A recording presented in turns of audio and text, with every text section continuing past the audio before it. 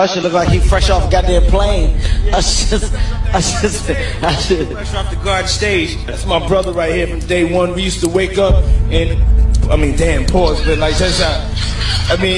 Back in the days when he was like 10 and I was a little bit older, his older brother, we used to fight over the frosted flakes. You know what I'm saying? Before pause was invented. You know what I'm saying? But it's my brother for real. We used to actually wrestle off of the frosted flakes because he used to always get up early. Now he's the richest song in the world. Yo, what the fuck? That's the crazy thing. Now, that was L.A. Reid's idea, right? We're sending you New over York to something City. called Puffy Flavor Camp. There you go.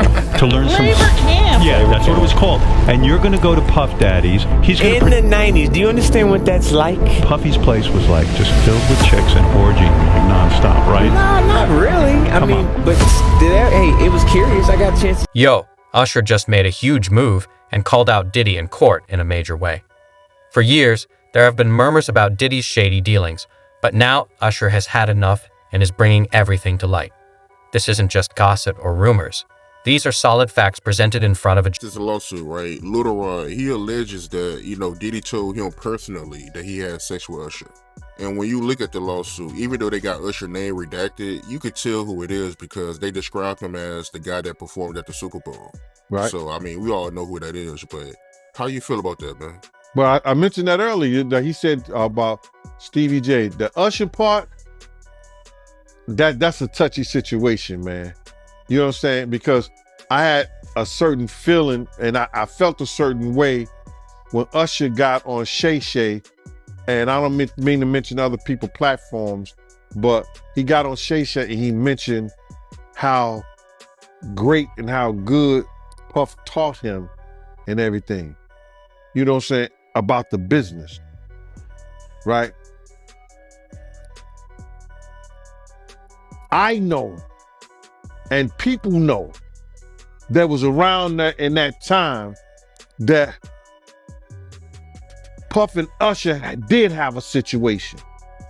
And that situation led Usher to the hospital. Now, I let Usher explain that to y'all. I let Usher tell that story.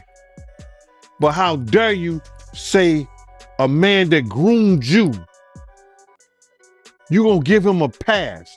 Bro, you know I know. Let me reframe you on something. Remember, Usher? We was at the Swiss Hotel. Puff had Kim in the room.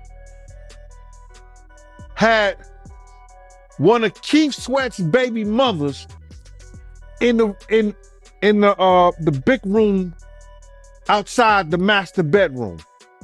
He came outside in his robe. She gave him a fellatio right there.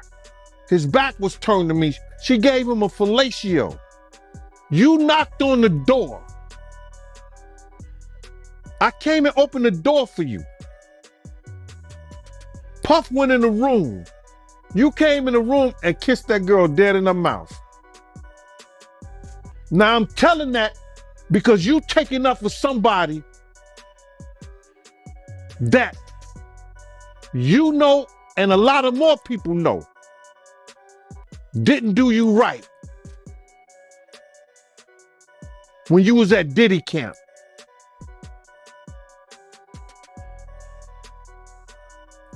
Y'all put it together. And what you mean by Diddy count? Remember? He was on one of the talk shows, the white guy with the curly hair. What's his name? The white guy with the curly hair. And he said, yo, would you send your son to Diddy camp? And Usher said, no. Ask him why he won't send him to Diddy camp. But yet and still you praise him.